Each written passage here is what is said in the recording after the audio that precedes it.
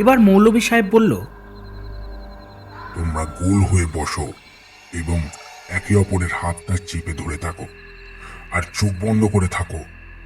মৌলভী সাহেব তার দুই হাত দিয়ে তার দুপাশে থাকা দুজনের হাত চেপে ধরল।